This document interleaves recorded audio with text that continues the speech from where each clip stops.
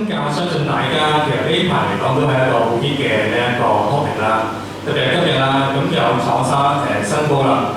我最新睇嗰陣時，其實就去到3024蚊嘅，咁就屢破新高。咁陣間都會同大家講一講點樣會咁犀利個金價。咁開始啦，咁都同大家介紹下我哋公司嘅 background 先。咁我哋公司啦，樂天集團啦，咁係一間日本嘅上市公司嚟嘅。咁可能大家去旅行去日本嗰邊咧，其實應該都留意到我哋公司個名啊，可能見到有啲銀行啦，或者係啲證券行啦。even 大家有冇行過呢一個誠品書店啊？誠品書局啊，應該見到一個電子書叫 Kobo 嘅電子書，咁其實都係我哋樂天集團嘅子公司嚟嘅。咁其實可以見到我哋嘅業務啊，非常之多元化啦。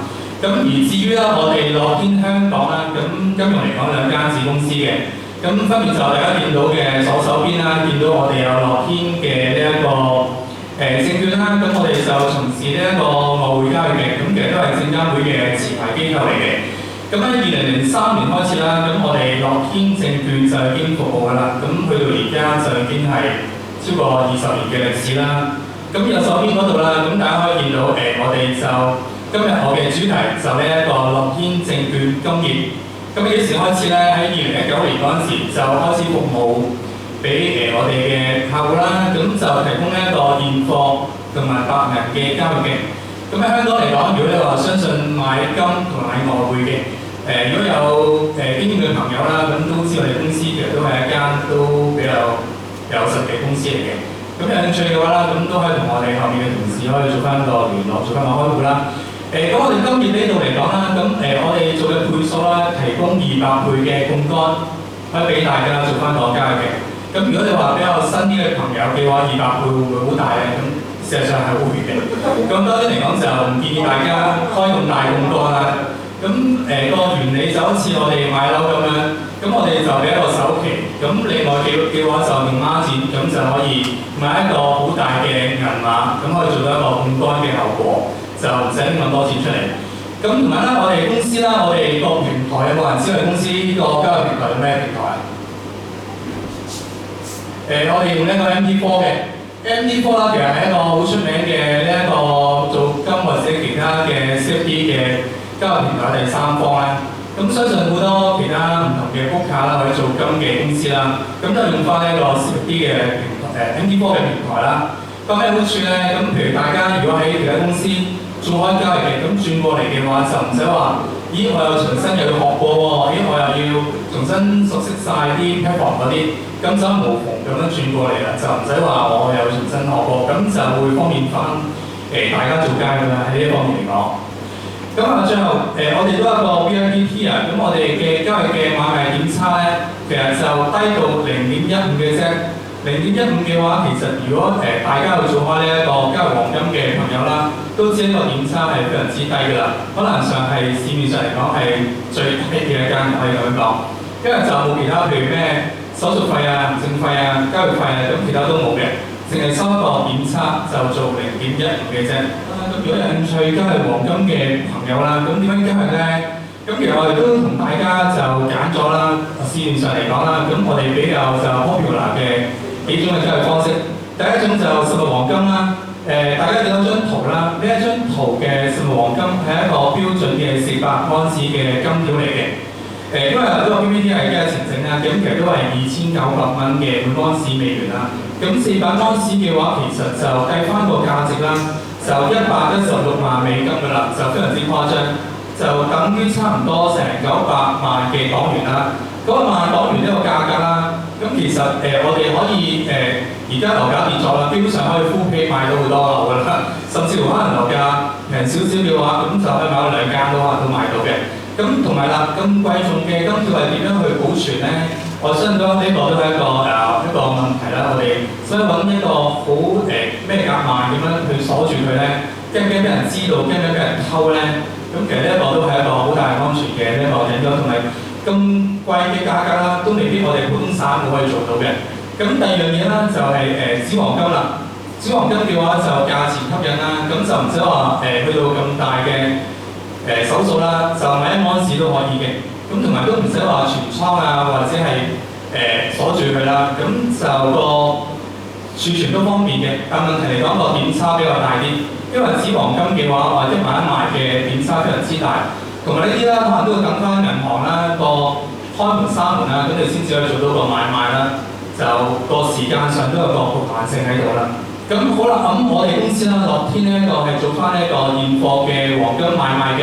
現貨黃金買賣啦，頭先講咗啦，我哋有呢一個槓桿嘅效益啦，咁可以以一個好低嘅呢一個初始保證金成本，可以買一個就一個放大槓桿嘅呢一個嘅價值啦。同埋我哋都係24小時交易嘅，24小時交易嘅話就譬如我哋譬如買股票，頭先話買股票嗰啲。咁可能過4年之後，咁我收市之後就做唔到啦喎。咁譬如可能市況比較波動嗰陣時，咁我點樣買咧係做唔到噶嘛。咁我哋公司咧講啦，24小時交易嘅，咁你收市之後咁都會俾大家做到交易。譬如而家聽完講座，結果金價升到咁高啦喎，我想放咗佢差唔多咯，都可以做到，就唔會話驚收市要等到聽日9點半啊開市啊先可以做到，就冇呢個問題啦。咁同埋嚟講，頭先講咗啦，交易成本就非常之低，咁我哋點差去到0.15美元嘅啫，就可以做到噶啦。咁同埋啦，就唔使話存倉啊同埋保安呢個問題都冇呢個需要啦，只需要一個登入密碼同埋一個 ID，咁我哋就可以做到呢一個交易啦，就非常之方便，24小時都可以做到。好啦，咁我哋公司啦，咁同出面個其他可能現貨金嘅公司有啲咩分別咧？咁其實大家其實做嘅單位都一樣嘅，都用翻呢一個100安士為一個手數啦。咁我哋做到0.01手嘅最低。咁而家如果你話有做開嘅話，其實知0.01手係非常之低嘅。出面通常都係做0.1手啊，或者0.2、0.3啊。咁但係我哋就做到0.01手都可以做到，即係1安士。1安士啦，咁其實開倉嘅話啦，咁大概15蚊嘅美金就開到倉啦，現時3000蚊。嘅1安士嘅美元嘅金嘅價格咁樣計啦，咁我哋標準嘅點差係差價0.3嘅，咁但係頭先我哋 VIP 嘅點差可以去到0.15嘅啫，即係再打一半。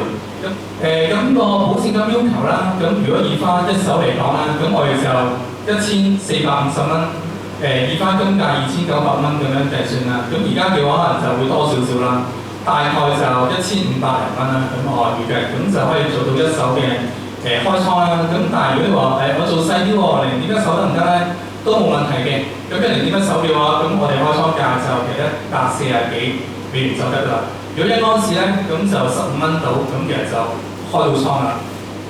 OK， 咁啊講翻今晚嘅嗰個黃金啦，有咩因素啦支撐個金價咧？咁其實大家都睇翻啦，由上年到而家個金價其實都升咗咁耐啦。咁咧就升到而家就嗰陣時就講緊會唔會升破3000咧？上個星期咁終於啦，咁喺上個星期5嗰陣時，咁就已經破咗3000蚊呢個高位啦。咁喺做節目嗰陣時，今晚我入嚟嗰陣時我都望過一下，我去到3024蚊先，3024。咁呢個係已經係一個又係我哋坐喺度今日嘅呢個時間已經又破咗一次嘅金價嘅歷史紀錄啦。咁啊會同大家睇一睇啦。咁啊金價升到咁勁，咁有啲咩因素可以支持到我哋嘅金價咧？咁首先第一個啦，咁我哋會睇翻啦，本身就美國嗰個債務問題嘅升溫啊。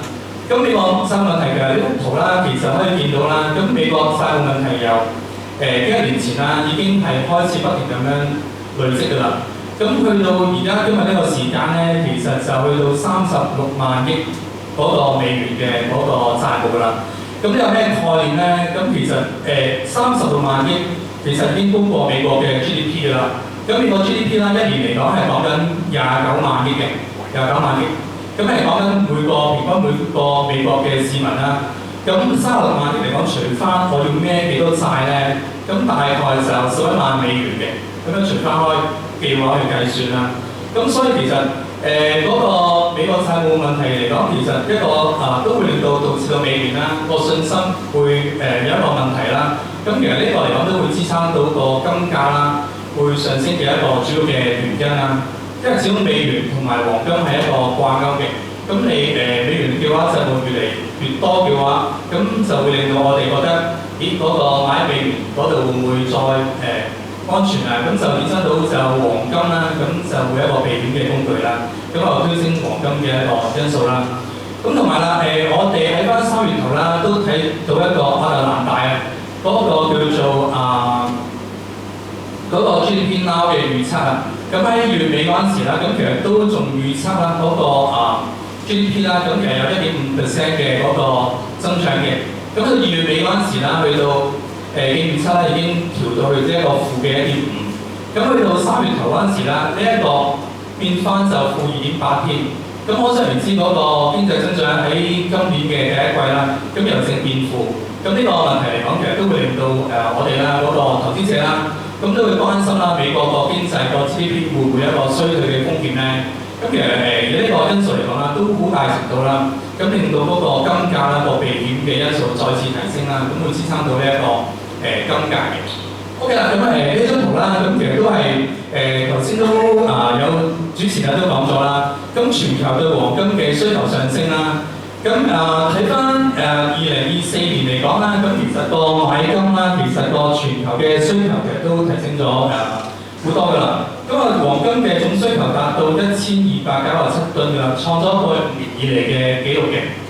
咁睇翻嚟講啦，咁本身由於第4季每安士嘅價格其實都要去翻2660幾美元嘅一個安士嘅單位啦。咁但係咁高嘅價格都點解仲有咁多人會買金咧？咁其實所以顯示得啦，咁全球嚟講個央行其實就對黃金有好大嘅興趣啦。咁連續過去嗰3年啦，咁其實都增持超過1000噸嘅一個黃金嘅，咁全球。OK， 咁另外啦，咁就第3個因素啦，就央行買金啦。央行買金嘅話，相信頭先主持都有講咗。咁呢幅圖啦，咁我哋會睇翻啦，由1950年啦，去到最近啦，個央行買金嘅一個圖表嚟嘅。咁紅色嘅部分啦，就係央行買金嘅嗰個買入啦；藍色嘅部分嘅話，就係我哋沽金嘅嗰個顏色啦。咁睇翻由1950年啦，去到1970年啦，咁其實睇翻個金價都係上升嘅喎，都係紅色嘅。咁大家見到個原因知唔知？大家知唔知係咩原因啊？咁本身係呢段時間啦，咁係一個叫做金本位嘅制度。金本位嘅制度啦，咁美元要同黃金做一個掛鈎嘅。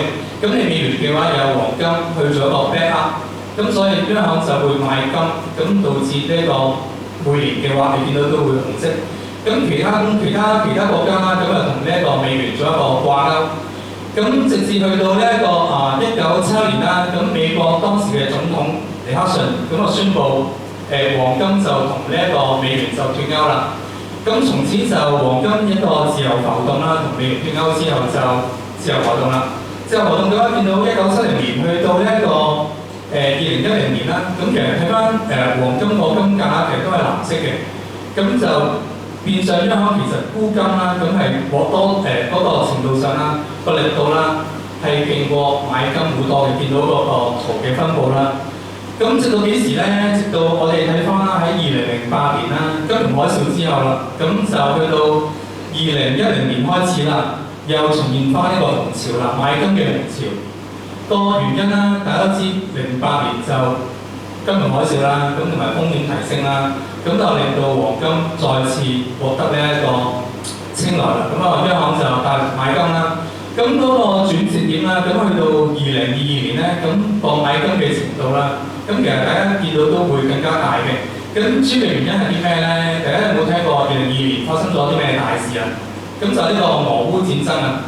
俄烏戰爭啦，咁一開始嗰陣時打完之後啦，咁佢啲央行入面有超過俄羅斯有超過3000億美元嘅資產啦，喺呢一個美國同埋西方被凍結咗嘅。咁到而家都拎唔翻咁就所以就令到啲發展中國家啊，譬如中國啊、印度啊，咁同埋呢一個包括可能有啲地方大家可能未必聽過嘅，阿塞拜疆啊，咁同埋呢一個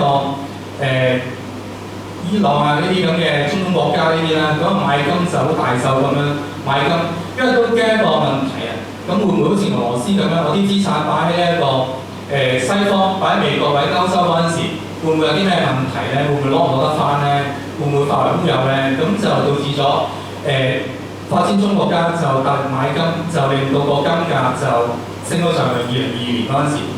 另外一個因素啦，咁頭先中環國際啊，朱紅小姐都講錯啦。咁啊，中國都大力買金啦，中國買金其實買到由2025年啦，今年嚟講買金啦，其實已經佔咗中國外匯儲備啦6%嘅啫，6%只係佔咗。雖然頭先全球嚟講係佔8%啦，但係佔中國嘅外匯儲備只係6%，所以其實佢嗰個潛能啦係非常之大嘅。咁如果中國嘅話，可能再加多少少儲備落去買金嘅話，咁到你個金價嚟講，隨時可能唔好話3000蚊，可能3500蚊，我哋睇翻可能都會有機會可以達到咁樣。咁啊，金價嚟講啦，咁其實對交易嚟講有咩嗰個啟示咧？其實金價啦，咁其實睇翻近期嗰前3日啦，其實都企穩咗喺2950蚊嘅水平上面嘅。咁所以其實嗰個支持力度啦非常之強嘅。咁其實睇翻嗰個金價啦個歷史走勢啦，都不停一浪杯一浪咁樣升啦。咁就如果你話問翻啲好專業嘅投資者或者交易員啊，咁其實相信大家都會同大家講翻，就永遠都係可以任何時段都可以買入黃金嘅，因為始終大家可能有股票有其他資產，黃金因為始終都係一個避險啦，一個非常之避險嘅一個工具啦。咁所以其實可以分段買入嘅。咁如果你話要買入嘅話，現時個價格，咁我哋會覺得係咩時間合適同埋可以適合買入咧？咁大家見到我哋都畫咗兩條買入嘅嗰個紅線啦。咁第一個價位啦，咁就2950蚊嘅。咁而第二個啦，咁我覺得係一個非常之好嘅價位就2850蚊嘅。咁呢個價位係可以俾我哋大家可以進場嘅。咁講咁耐啦，黃金好似係咁淨係升咁樣，咁會唔會有啲咩因素導致黃金會有一個反轉咧，或者係利淡咧？咁其實最大因素啦，我哋睇翻嚟講就係特朗普啦，特朗普嘅同埋嘅政策啦，加埋呢一個關稅啦，同埋呢個貿易啦。因為特朗普嘅政策我哋係估唔到嘅，因為佢由開始嗰陣時一上嗰陣時，咁就宣布加關稅，可以突然之間對全球實施呢一個關稅咁樣。咁佢都可以啦，一時就全部撤銷晒所有關稅，令到嗰個風險啊咁就降低啦。佢咧隨時可以撤銷對呢一個中國嘅關稅，唔知佢而家實施咗會唔會幾年再會再加定係撤銷啦？咁佢係可以控制到呢一個嗰個金價嘅上落嘅。咁另外啦。加埋呢一個地緣政治嘅衝突啦，咁見到譬如而家最近期嘅呢個俄烏衝突啦，咁同埋加埋呢一個就伊朗嗰邊啦，同埋呢個以色列同埋巴勒斯坦啦都未平復嘅，咁我覺得相信特朗普啦，佢都有呢一個實力同埋呢個魅力啦，去終止呢一場去終止呢啲戰爭嘅話啦，咁隨時啦個金價嚟講都會有一個下調嘅準備嘅。但係其實支持金價因素啦，始終嚟講就比較多同埋比較大啲，因為太多因素可以支持個金價。始終你單個因素就算回調落嚟啦，咁其實呢一個嚟講都係俾我哋一個好嘅機會啦，咁可以去買入呢個金價，咁去作為一個投資嘅一個機會啦，可以俾到大家。